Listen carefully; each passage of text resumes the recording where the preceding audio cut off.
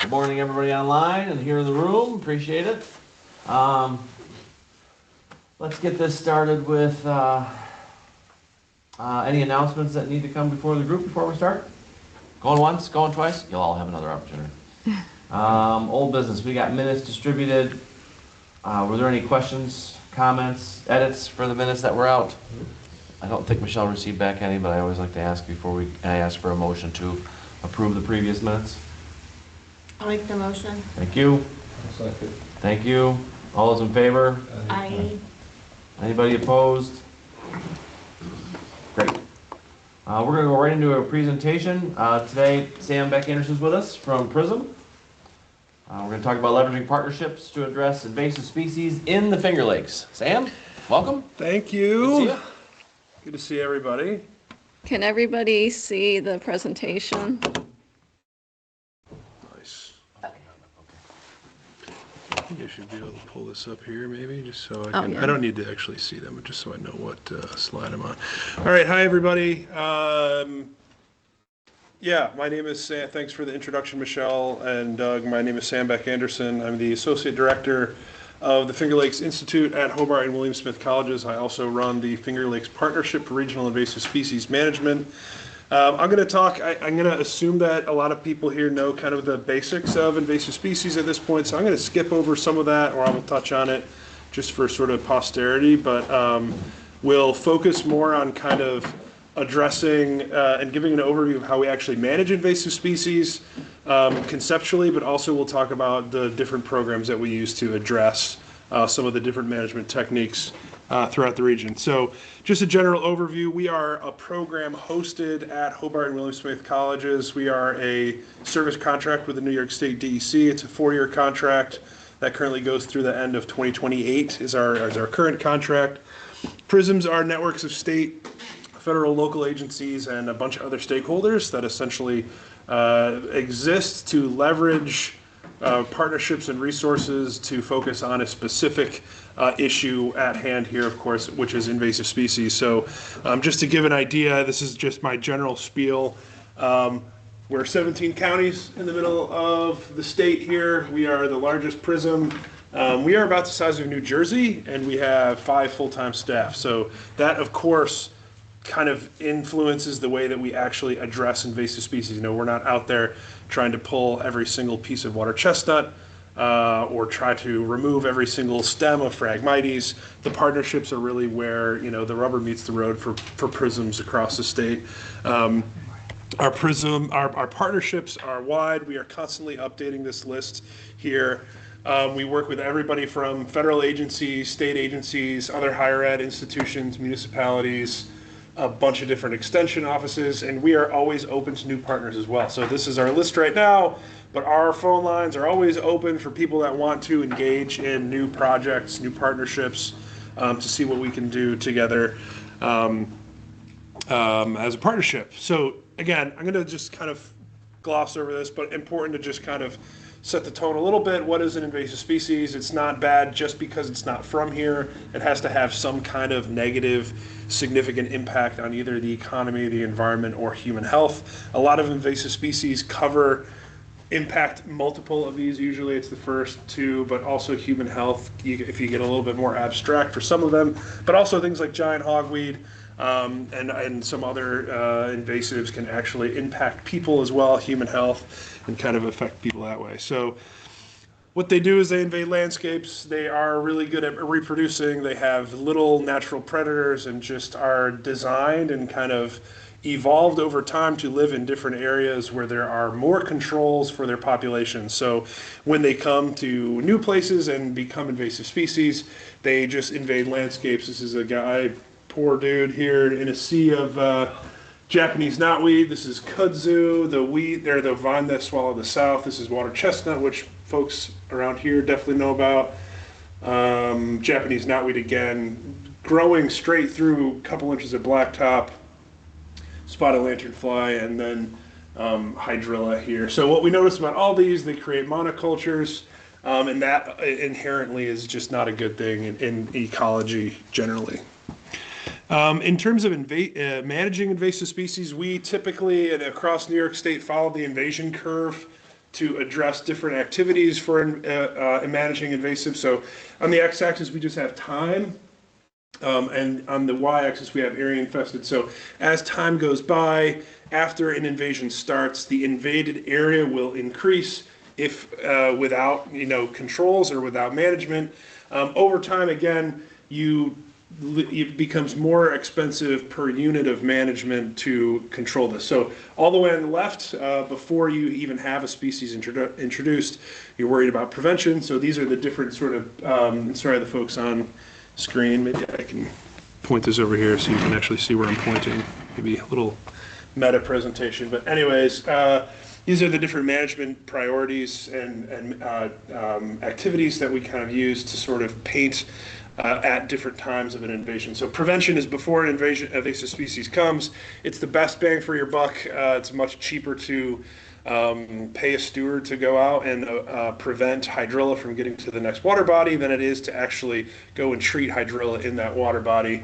As time goes on, you're worried more about eradication. Prevention obviously is no longer an option, but maybe you can actually, it's just like a little bit of hydrilla within an area and you can actually still eradicate it.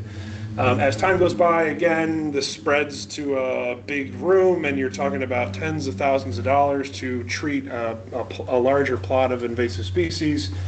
And you're starting to worry about containment. So maybe you start focusing on just limiting the spread around a specific area. You're trying to contain it. You maybe treat a leading edge of a population rather than going in and just saying, we're going to destroy all of this, instead of just doing a clear cut of a very specific patch. Maybe you're just doing that border around a population, for example. And then, of course, we're on the right side, which is a lot of the more popular, well-known invasive species naturally are on the far right hand here. So asset-based protection and long-term management. So that's your Phragmites growing along a roadway that you're pushing back so that people can see around the corner and make the intersection safer, or you are clearing out water intakes of zebra mussels or quagga mussels. So that's really, there's not really any containment. There's no hope of eradication, of course, or prevention. So you're really just focused on kind of surviving.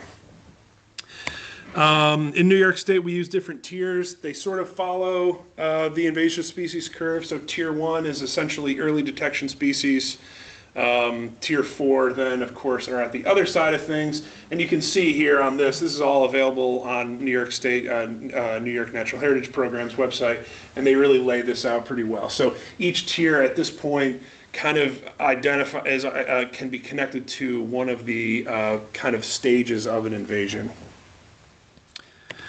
IMAP invasives. I'm just going to talk about a couple of tools that we use in New York State generally. These are all developed through New York Natural Heritage Program and New York State DEC.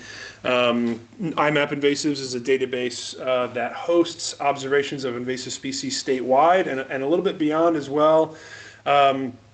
So what this does is allows the public to get engaged in identify invasive species, observe invasive species, and enter the data there. And also with that data, we've got thousands and thousands of different inspections.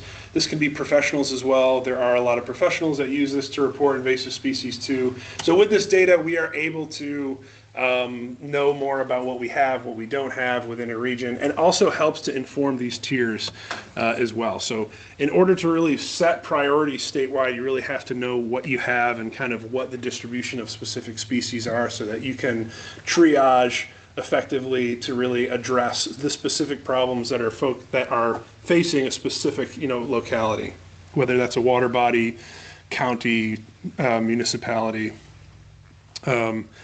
So I'm going to get into kind of, again, the different categories. So again, picture the invasive species curve. We're going across time here. We're going to start with prevention. At the FLI, we've got a ton of different prevention. Some of these are kind of our flagship invasive species programs are rooted in prevention. So our watercraft steward program we've been doing for almost probably close to 15 years at this point. These are watercraft stewards out at boat launches. We'll talk about it, but the prevention and education outreach for us really go hand in hand.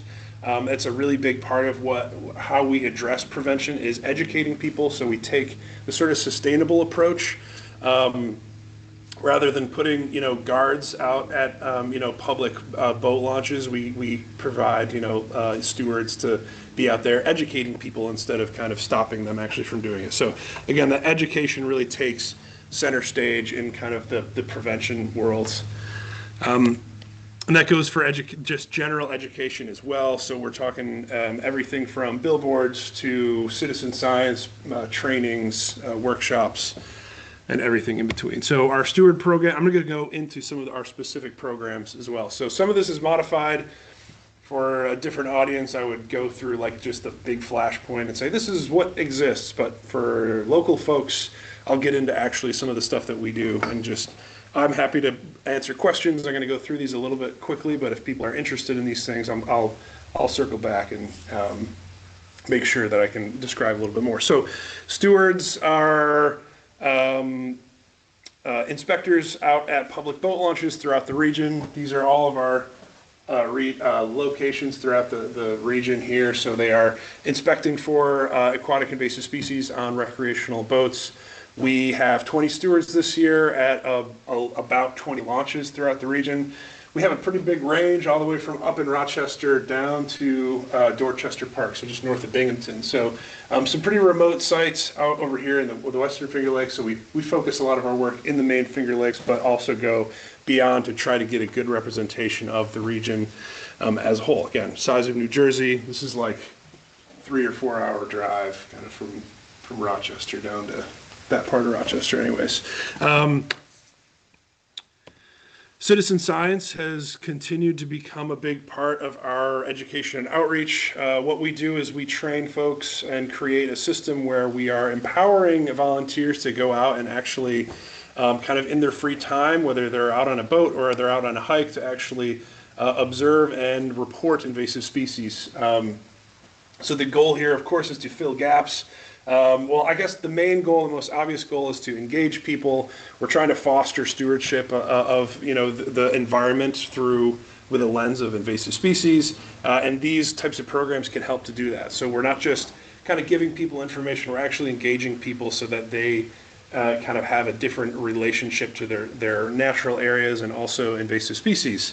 We also use this data to actually fill gaps in our understanding of the distribution of specific invasives in high priority areas. So these programs are great. We essentially have one of these citizen science programs running year round. In the summertime, we have 2. We have the trail survey program and the macrophyte survey program. Michelle was, nice enough to put out a flyer for trainings. So we do trainings throughout the season and throughout the region. So if you have folks that you want to share this with, please do, or you want to go yourself. Open season. So monitoring and early detection, again, going back to those maps of invasive, of IMAP invasives, we need to know what we have so that we can effectively and systematically kind of prioritize activities. We can't control every species. In many cases, of groups are going to focus on what's in their backyard, but we have to kind of look at a bigger picture, especially at a state level. We need to be looking at a much bigger and kind of more complex prioritization model. So what we do is look at a number of different distributions of different species, decide what kind of threat they pose to the ecology and the environment and the economics of different areas, and make decisions based on that.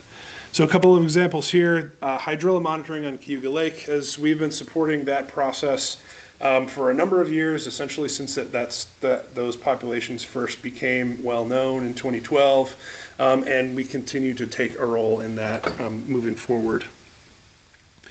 This year we'll be supporting, as the U.S. Army Corps is stepping back from their role in this project, which they've been a part of for 8 or 10 years.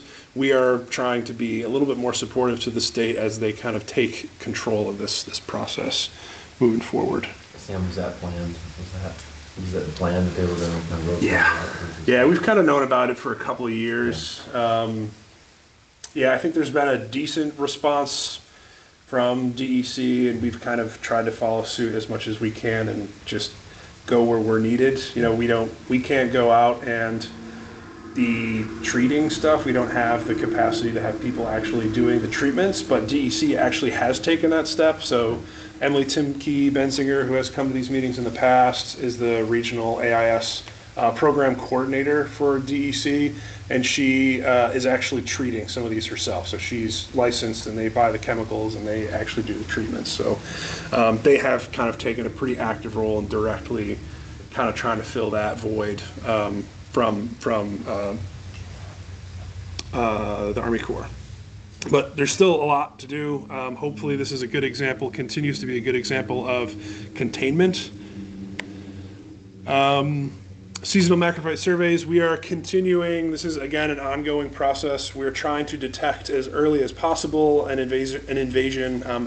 It gives us the best chance of managing that. So what we do is we try to cast a wide net throughout the region, do samples and collect, systematic surveys, design surveys, so that we can detect species early, but also we can learn about native and invasive ecosystems. So we're collecting a tremendous amount of data at all these points throughout the year. These are time series sampling events that we are doing, where we're learning about macrophyte density, macrophyte richness, and also water quality. So we're trying to learn the connection between some of these different variables, like what kind of water quality or substrate does different invasive species like? How are invasive species interacting with native species?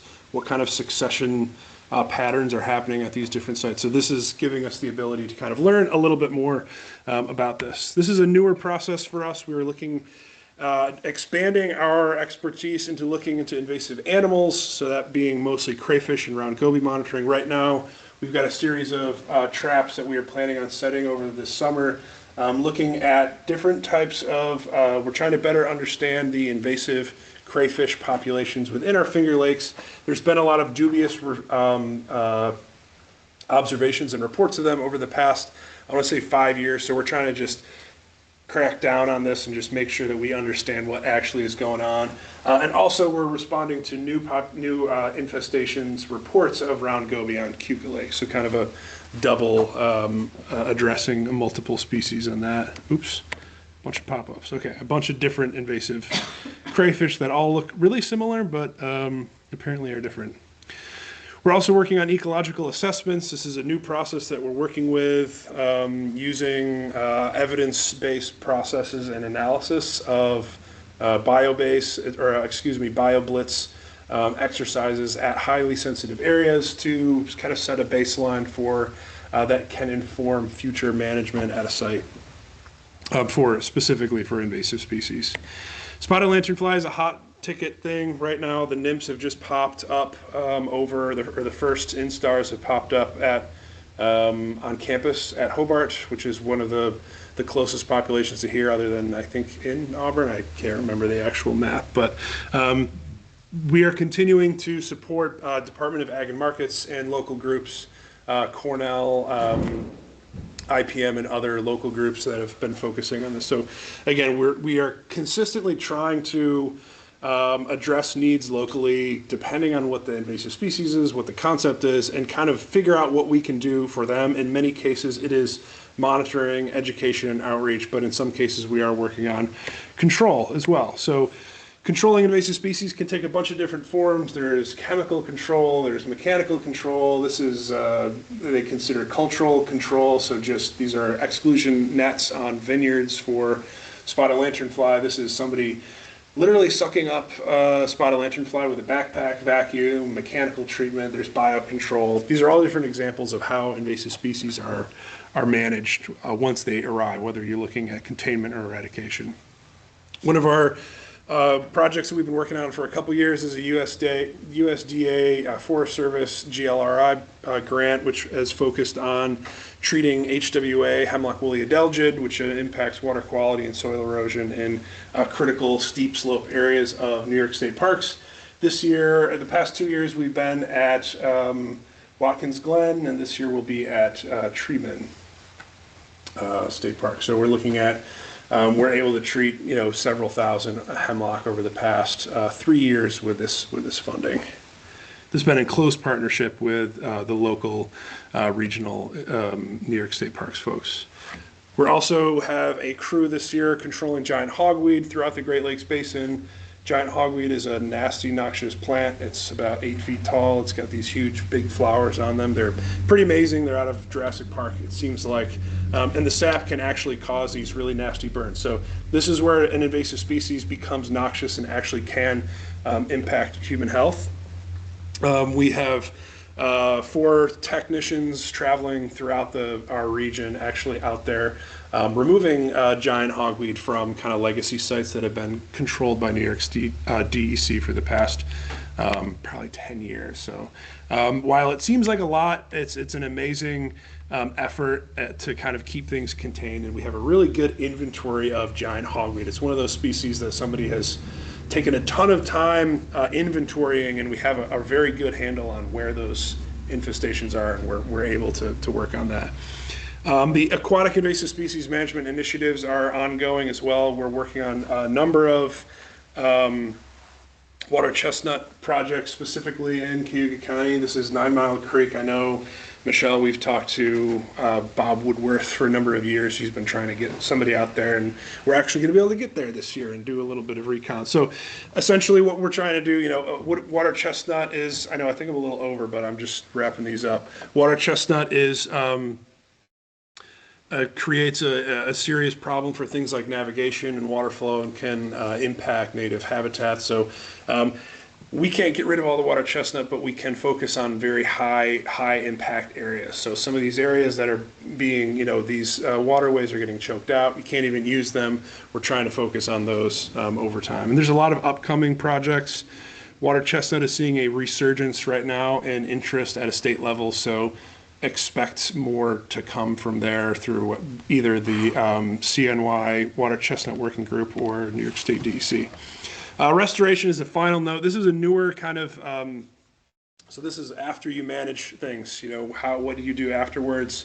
It's really important that restoration is part of a management process. Biodiverse and native habitat can withstand a lot of new invasions and can really work to avoid future invasions, and also is just good generally, provides a ton of ecosystem services, everything from soil health, erosion, you can kick back ticks and things like that. So restoration is really important. You can't just go and clear all that Japanese knotweed and just leave it and expect that to be okay. Restoration needs to be, a thought through process. It goes for aquatics as well. This year we're going to be piloting a project where we are replanting areas that have been heavily treated for hydrilla in the past several years.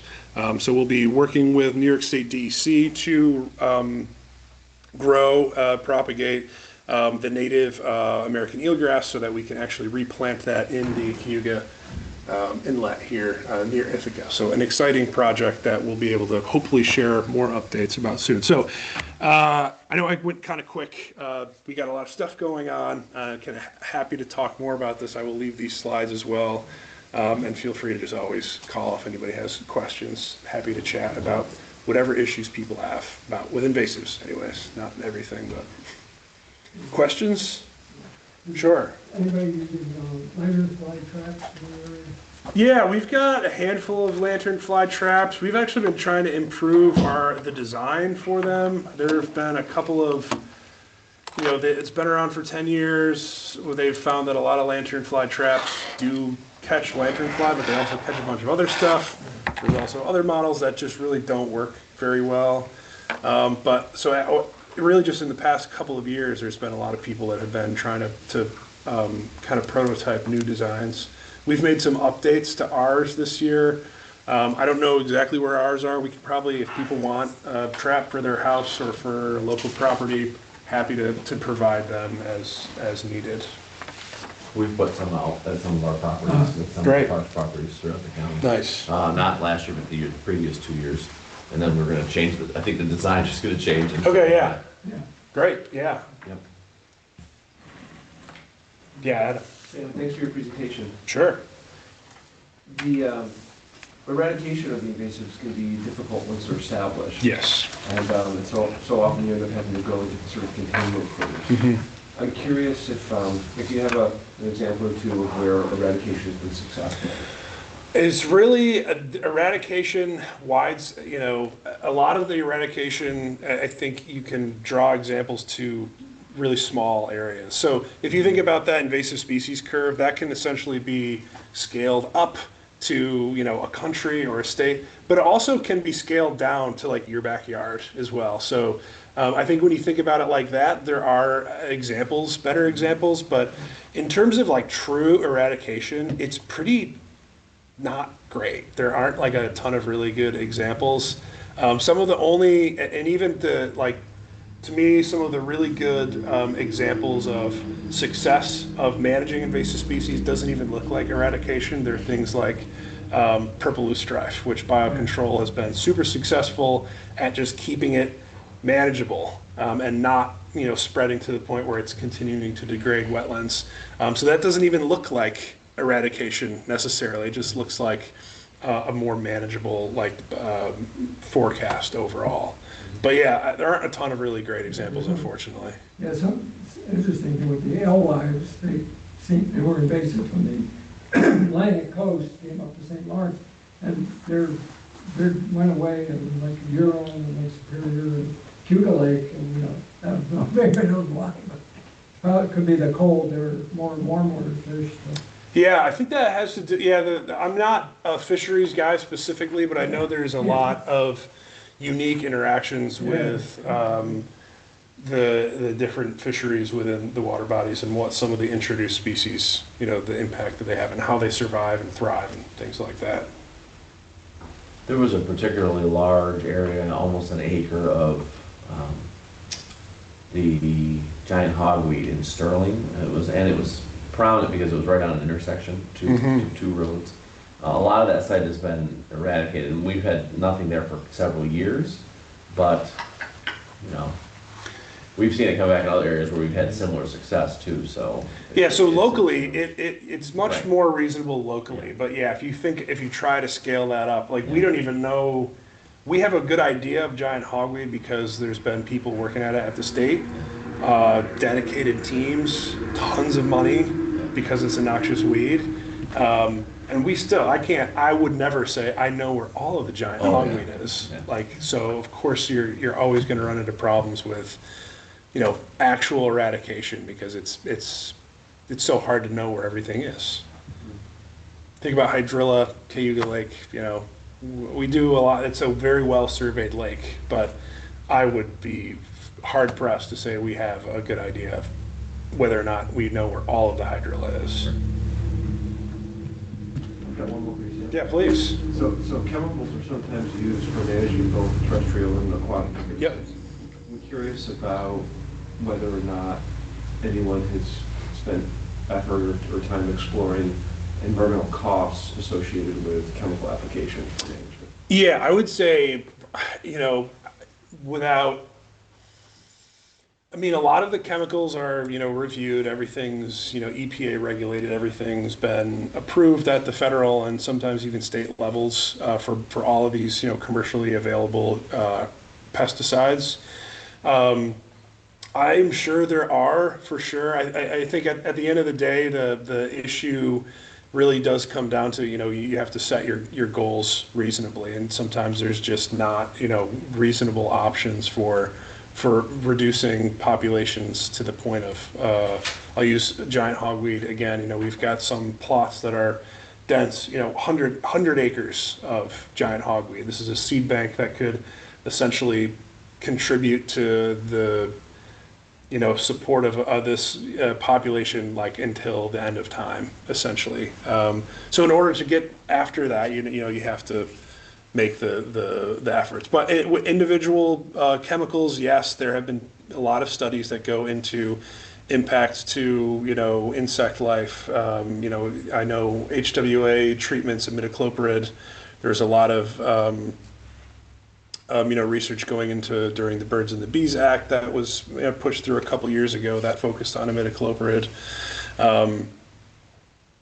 And that has, so short answer is yes, there is a cost for sure. You're losing, a lot of them are not completely selective, so there's going to be some type of negative impact, whether it's soil biota or other bycatch and everything in between. So yeah, it's always a balancing act for sure. Cost benefit consideration. That Yeah. so often made. Yeah, and a lot of them are just, they're tough. I mean, a lot of these species are just designed and have evolved to be, bomb-proof in certain areas, and the only thing that you can do is, you're looking, I was looking at somebody had, about an acre of Lesser celandine. It's just basically a turf weed, essentially.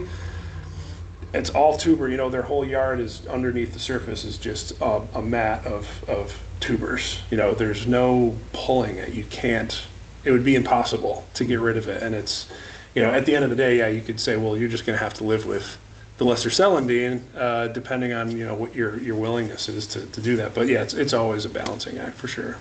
Thank you. Yeah, thank you everybody for having me. Great. Thanks, Dan. Yep. Appreciate it.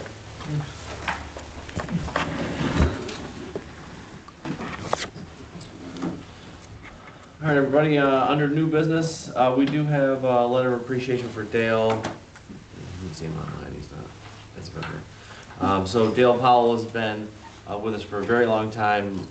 Michelle seems to think it might have been before 2000. He was on the WQA in 2000 when I started. He's from 2000, so obviously a long-term member. So Michelle was gracious enough to work up a certificate that we will present to Dale when available, but he is resigning from the WQMA, so obviously we want to thank Dale for his contributions, and obviously a very long-term contributions too. And so we'll request from the board, if that's all right with everybody, that we'll do a certificate and a letter of appreciation and everything to be distributed to Dale. You need a motion for that? Sure, let's do that. I'll make that motion. Thank you. I'll second that. Thank you. Everybody in favor? Aye. Anybody opposed? I'm not even gonna ask. Thank you, I appreciate that. And we'll add that. We've added that into this agenda, so I appreciate that. Real quick, let's go through the priority working groups, communication and outreach. The blog just went out this week. Blog is out. Michelle also did provide a lot. There is quite a bit over here of printed information that I would take back to your association meetings if you have those available to you. If you have a meeting coming up, there's quite a bit over there that you can take with you. We can provide some of those to the folks online if necessary. Invasive species. Is there somebody online? No, we're just playing Michelle. Getting ready. Yes. I'm getting ready. Yeah.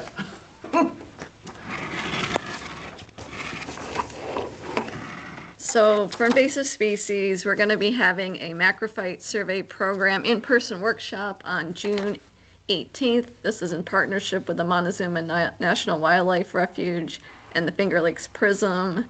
It's 9 to 11. I'll send out the flyer. For people in the room, there's a flyer there with a QR code if you want to register. What's the location, Michelle? The Montezuma National Wildlife Refuge. Yeah, it's at the refuge building, not at the Audubon Center. Right. I think we're like outside because we're going to go over, and I think we're doing rake tosses, and so that's what I have for that. Invasive species. Okay. Yep. Thank you, Michelle. Any quick updates from the agency reports? I know that quite a few were sent to Michelle. Anything that wasn't put in that anyone would like to share within the room? Environmental health? I don't think Nothing. so, right?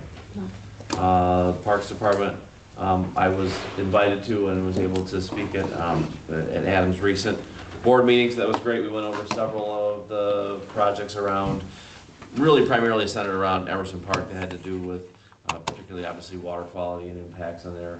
We went through, I think I reviewed 4 or so projects that we've done for riparian buffers, soil maintenance, several others. Since then, I've actually been reminded of 3 or 4 more that we've done throughout the county, not in that location, but quite a few more. And we actually just finished one of the projects at the Sterling Nature Center that was funded by the READY grants that we received several years ago, the rehabilitation of what's called McIntyre Road, which is now actually a trail that goes from the top of McIntyre Bluff, which is on the western edge of the Sterling Nature Center property, down to the lake.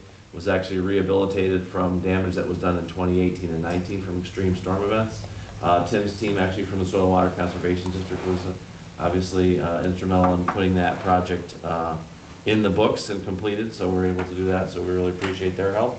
It is a trail, but we actually improve it as a roadway so that emergency services are able to get to the lakeshore. There's an extensive, over 2-mile section of lakeshore there that's not accessible by roadway. It's the only roadway that gets down to the lake in that area, so obviously that was a priority for our local emergency management partners there. After an extensive permitting process with the DEC, we were able to do that, so get that road in place in there so that emergency services can now re-access that section of the lakeshore if required, and obviously it's a great trail access too for the public use in the nature center. So I think that's all I had. EV chargers. Oh yeah, we completed the installation of, so it's 3 towers, so it's 6 EV chargers at Emerson Park. We didn't have any there at the facility. Carrie's team was successful at securing NYSERDA grants that paid for the entire project. So the installation of those was just completed this week. We have some landscaping and some minor adjustments to grading around the property, but we're excited to have those in, and obviously very thankful to the planning department's efforts to get those grants to do that installation. Obviously, with the number of people that come through the property, we would like to have that service available for our guests, so yeah. Yeah, and I think we're just waiting on final electrical inspection and then to be able to turn the service on. Correct. So hopefully that'll be happening soon. And the second half of clean energy grants at Emerson Park, we're hoping to release the RFP very soon for the solar component that'll go out behind the Ag Museum and help offset the electrical needs for that portion of the park. Hopefully to be installed by the end of the year. Any questions? Planning department update? Michelle provided our written update. Thank you. Soil and water conservation, anything you want to add? I'll just add the entire days this weekend, Saturday, so it's gonna be held here. Weather looks iffy, but that's all right. Better than having it 90 degrees. 90, right, yeah. So that'll be this weekend. Been working with the highway department, they've been taking tires from around a lot of the towns, right to Newport. So that's been helpful. Hopefully it's not as many tires this year, but we'll see. Just working on fire lane projects, boats are getting ready. Of course, high water is kind of dictating what we can and what we can't do all the way around the county and the state for that matter, but so we're just kind of waiting to see how the season pans itself out. Hydro seeder's out, so if you guys see anything, need anything, let us know. We had a bearing break the other day, but now it's back up and running. The guys started it back up yesterday and they're out today, so trying to make the most of the nice weather while we have it. Great. And our tree sale went well, so thanks for everybody that bought. I had a question. I had somebody tell me that, for the weed harvesters, there's been funding that's been cut, and that some of the lakes are going to be done this year. It's been a discussion that we've had, yeah. Is it in place yet, or have they decided anything? Just seeing how the season pans out. Some seasons we're on the water a longer amount of times on Cayuga Lake, Wasco Lake, all depends on where it is. So that would be more of a Doug question as to where our funding currently lies, and I think Michelle's with Focal, right? I think we have some, so we're trying to see how it all falls. But I know for sure we're always going to hit Cayuga, Wasco, and Little Sodas, right? Those are the three big hitters, and then if we have funding left over, we'll see where the needs are. Okay, thank you. Any updates from solid waste? Yeah, position's still vacant Still vacant. for the foreseeable future. Is posted. It's posted, but it's not posted to fill that title. All right. Cornell Cooperative Extension update. Dan couldn't make it. I didn't see anybody. Okay. I don't see Seth. He's or anybody. online. Seth, are you there? Seth Jensen. I'm here. All set Hey, today, buddy. guys. Thank you. You said you saw that. All set. Okay. Anybody from the town of Wasco? How about lake associations? Cayuga Lake. We got their report, didn't we, Yes. Michelle? I think so. Yeah. Or no, not for Cayuga. Oh, Okay. Cross Lake, Seneca River. We get reports in the report. Reports. Anything you need to add? Nope. I know Dale's not here. Any updates from Lake Como not reported? Yeah, I started collecting signatures on our petition. I've so far got about 24 properties signed on. Yeah. It- 4 people definitely say no, they will not sign, but it's going well. I'm hoping to get Friday night, we're having a gathering at one of the people's houses. I'm hoping to get about another 8 or 10 signatures there. What's your target number to have your threshold? Well, what it comes down to is, it's a financial figure, there's there's roughly $12 million worth of assessments for all 74 properties. Okay. And we have to come up with over 50% Of the assessed value. of the assessed value, so that's $6 million, 6 million plus. And of that 6 million, 50% of that has to be from full-time residents. Right, okay. And I just totaled up what I had so far. I think I have like 3 million worth of properties. So Getting there. we're getting there. We're getting there. I try to target probably 40 to 50 properties, property owners to sign on so that we have a good, well over the majority. Right. The other issue is, I reported last month that we were having trouble with the beavers. We did have, that was one of my lake residents who's agreed to spearhead this project. And we met with Jason Gorman from the land trust. He's the kind of manages all land trusts.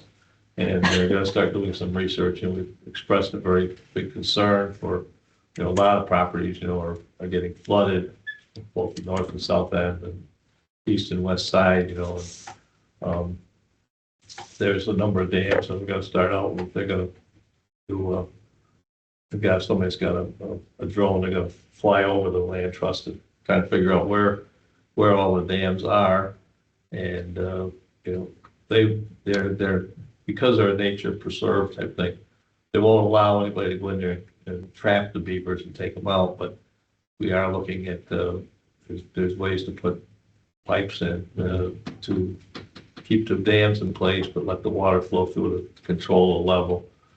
So they're looking into that. When we talk with the DEC, find out what we can and can't do. And they're going to see if they can come up with some money to do some of this and get some people. It's probably going to be a couple of year project before we get it done, but we're at least working at it. And that's about all I've got. Great, thank you. Any questions? No? All right. Little Sodas Bay? Yeah, we're all set here. Yeah. I have Rich with me. We run a tag team program, so we try to get down here. Rich has been down south doing R&R, and he sent me pictures of these great restaurants that he goes to. But last time I was here, reporting we're in danger of flooding. Yeah.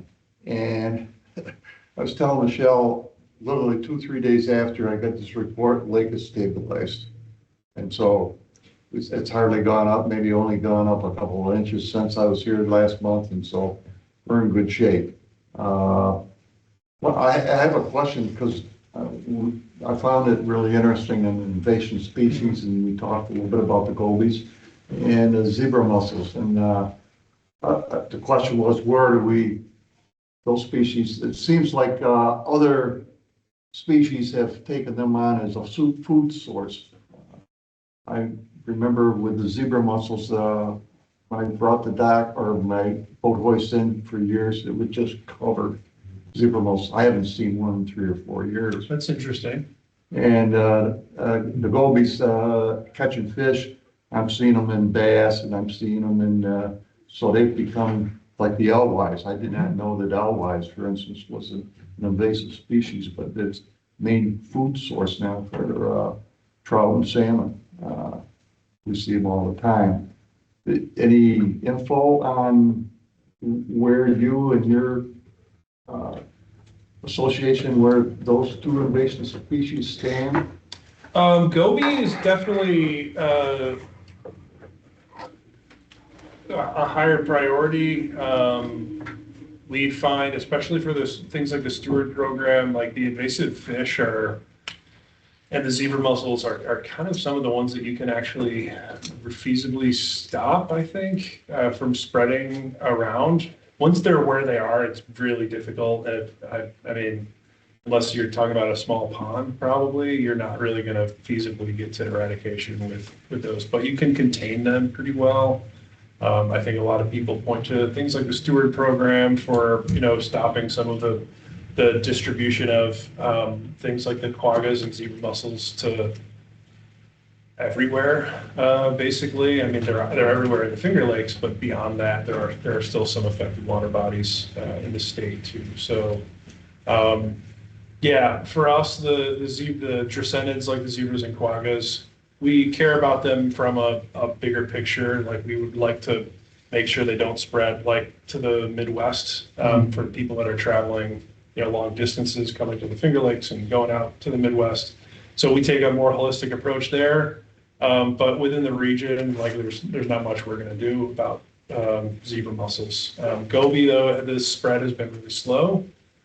They've mostly just been spread up until Cayuga Lake last year, when they found them. They've really just been spread through physical connections. So they went from St. Lawrence to Lake Ontario to Cayuga Lake and then to Seneca Lake a few years ago. And last year they went up to Cayuga now. So not a physical connection, or not a viable physical connection. There's a bunch of big waterfalls connecting Seneca and Cayuga. So goby probably aren't swimming up that. So, they think the DEC is pretty convinced, at least at a ground level, that people are introducing them themselves because they love what's going on with the bass fisheries on Cayuga Lake, and they point to goby as a reason for that. So it's a complicated, socio-political issue when you think about some of these things, but in general, yeah, I mean, we're anti-invasives like across the board, and even if they do provide some food sources for some other species, we just don't know the impact long term, even if there is a short term, improvement to something like angling and bass fisheries. What we got coming up? Sure. So just a couple of things I could add. So once again, this year, I think it's our third year now, the Minnesota State Veteran Association is going to host 3 paddle poker events. They will take place on the 3rd Fridays of the months of June, July, and August.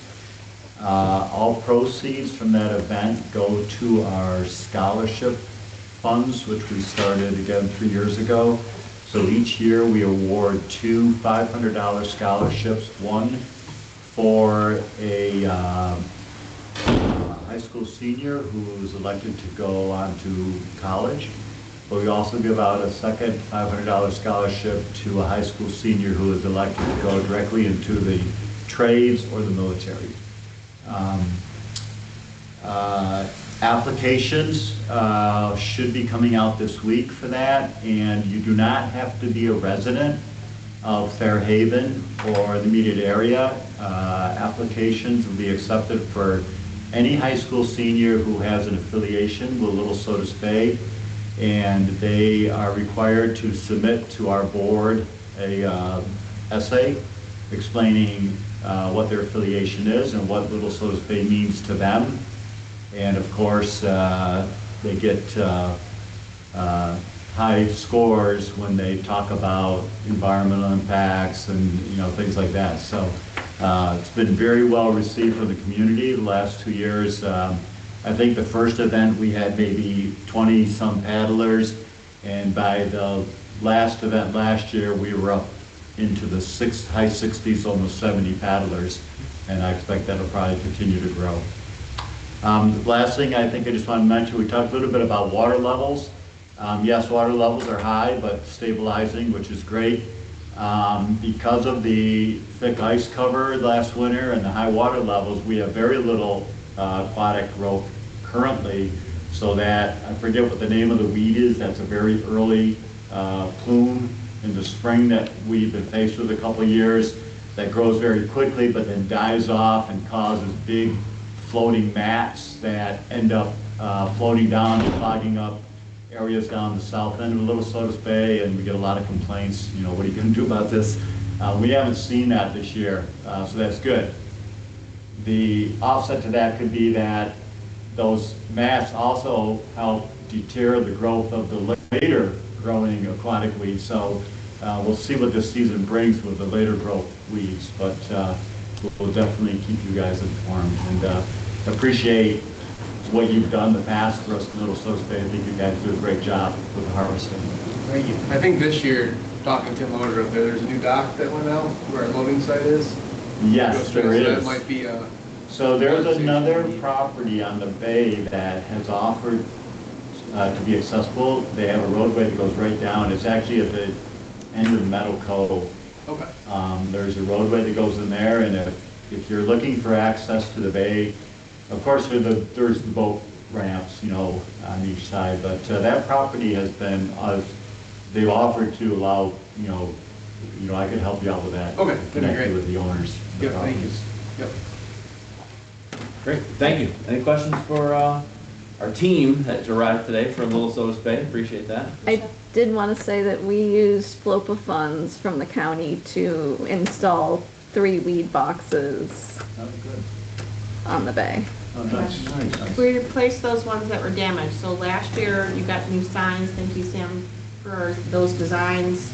So we used money last year to do the signs, and then this year, DPW and staff at the village put in their own labor to rebuild those boxes, and we reimburse them through FLOPA funds for that effort.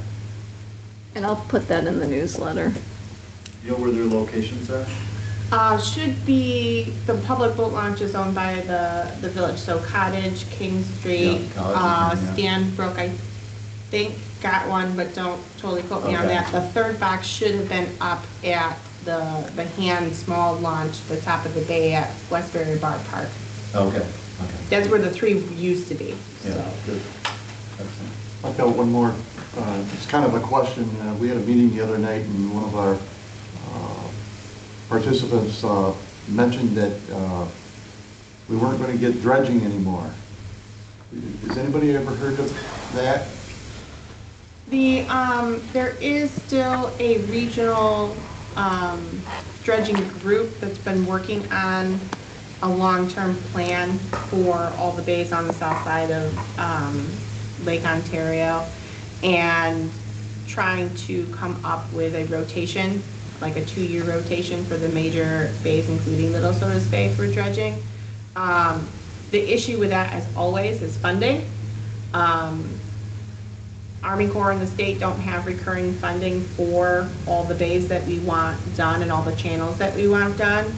So the group is trying to convince counties to put $3 million in a year to build the fund up for their individual portions of the area. And as you guys can imagine, the budget's just not there to do that. So that's the latest update I have. I had them sat in on a presentation in a meeting a month and a half or so ago on that.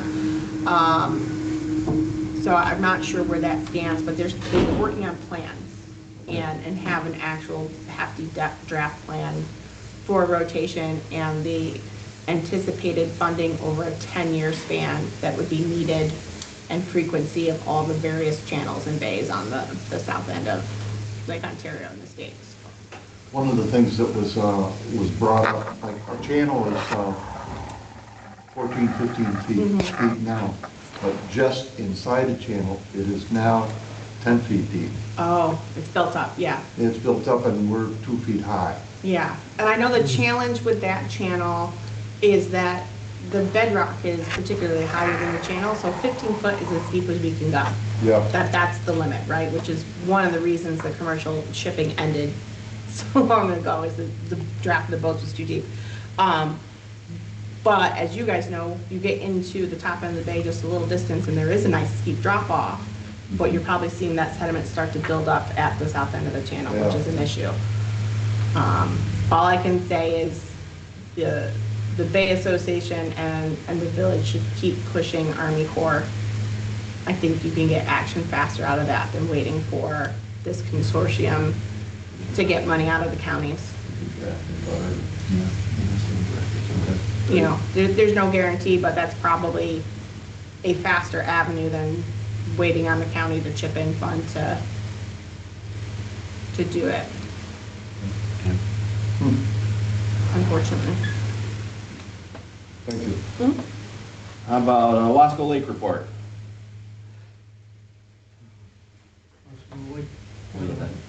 Watershed and Lake Association, nothing especially new, it's in the report. Yep. And, somehow got managed to be president of the association last night, so.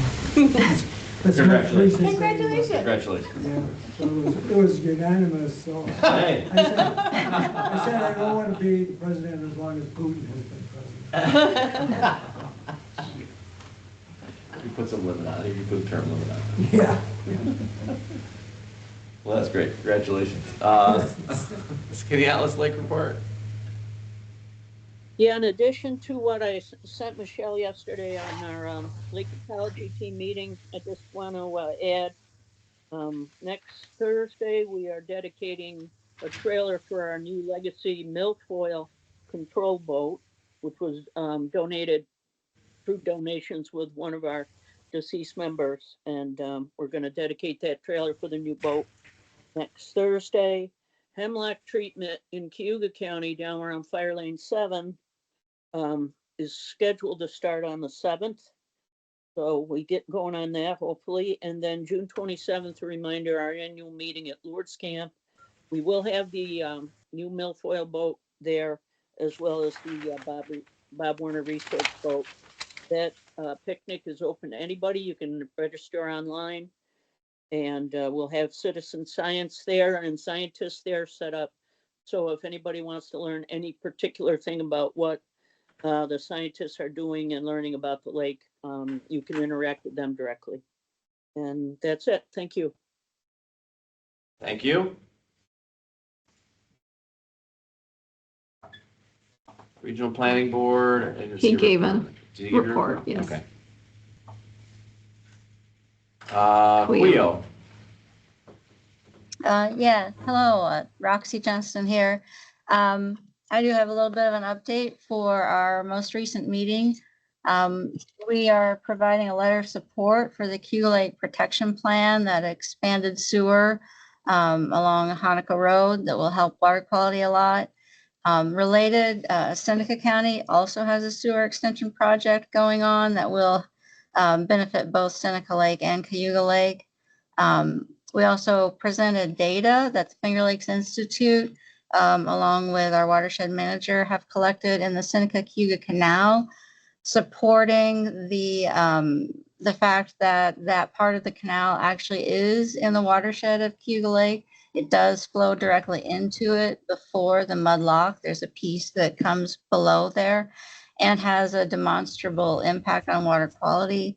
And our goal with that is to have that adopted into the watershed so that it does qualify for some of the funding. It's a detriment to Seneca County.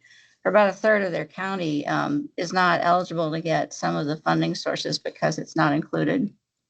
The Seneca County Soil and Water Conservation District also gave an update on a lot of the work that they've done. Talked about the benefits of the Eastern Finger Lakes Coalition, that they were able to hire a new technician. And then also talked about some of the constraints on their ability to get work done. And one of those constraints is that the bid process is complicated and that grant tracking takes sometimes as much time as actually doing the work. So we decided we're going to draft a letter of support requesting that, again, the state look at simplifying that grant process. And then another concern was brought up that in the fall, counties are going to lose a great deal of federal Medicaid funding, and that there's a concern that affiliated agencies like the districts could lose funding from the county when they're trying to make up for the lost Medicaid funding. So We'll also be sending a letter of support out to our counties, just encouraging them to not cut any of the district funding because it's such an important agency and efficient at getting a lot of good works done. We are working with the city of Ithaca just to make sure that when DEC starts the inlet dredging process, that a thoughtful spoils materials management plan is developed. The way the public comment document for the dredging was presented, it exempted all of the handling of the spoils materials, and so we want to make sure that that's well thought out. Town of Lansing reported that TerraWolf submitted an incomplete site plan for their proposed data center, and they have also filed an Article 78 lawsuit against the town. So they continue to look for support from folks. And our next meeting will be in person, July 22nd. We don't have a location yet, but it will be in Cayuga County. And we will present training that is useful for folks on the municipal boards and planning boards to meet some of their training requirements. And we'll get more information out about that in June. That's all I have. Sounds great. Excellent, thank you.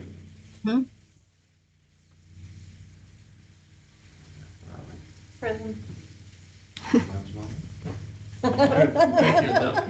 Thank you, I appreciate it. Finger Lakes Watershed Program, DEC. It's in the report. Emily submitted a report. Adam, I saw you submitted a report. Anything you want to add to what was submitted? Nothing to add. I have a question for Michelle. Just curious, I saw in the email that you sent out, maybe earlier this morning, that under the New York State public law, that the agency is reaching the end of its term based on resolution for allowing remote integration for these meetings. And I'm curious, has that New York State sort of law or statute changed so that there can't be integration, or is that something otherwise that this agency would review renewing? Like what's the plan with that? So as Michelle, I think, put out originally, the way the state law is written, because we are an agency of the county has to pass their renewal or extension first before we can. So we're in a holding pattern until the county legislature re-ups their authorization for remote meetings and voting. Before then, we can do that. So thankfully, our partners can still join online and report out, but all voting members will have to be here in person starting next month until the county legislature re-ups their authorization, and then we do a subsequent reauthorization for ourselves. Yeah. Okay. And that just came out on the 28th of May. So they just extended the state version because the state version expired July 1st. When I first looked at it for the meeting, it was expiring July 1st, but they just moved it to July 1st, 2028. Okay. But our current agreements are still expiring the end of June. So we still have to wait on the county to re-up and reauthorize theirs, which I'm sure they will. It's just a matter of making sure that county attorney takes charge and getting that done sooner rather than later so that we can do it too. So is the open meetings law term, is that a 2-year term? How does that work? Is it yearly that you would have to resolve to renew it? It was set, just like Michelle just mentioned, the law, until they just amended it at the state, had a sunset of July 1 or June 30th or whatever it was. Specific date. In open meetings law for that exemption. Got it. Okay, thank you. Is anybody on from Partners for Healthy Watershed? Greg's Greg, are there. you there? I can't read that part. He is. He's gonna unmute and show us a picture of a cow. That carries your past. No? Fine. Be that way. Greg, Carrie has some strong opinions, so I don't know if you want to enter the chat now or not. It sounds like maybe it might be safer not. No, if you're there, just give us a shout. I don't have anything else on the agenda. Again, I want to thank Sam for coming in. I know that their program does a ton throughout the watershed. both ours and throughout the region. So obviously, we appreciate the work they do and the time to come in and present to us. And please, I'm sure he'd be happy if anybody had further questions to reach out to them. You bet. Otherwise, unless I see Greg's face in the next 5 seconds, He hasn't even unmuted. I take a motion to adjourn for today. So moved. A second. All those in favor? Aye. All right. Thank you, everyone. Thank you, everyone online. Have a great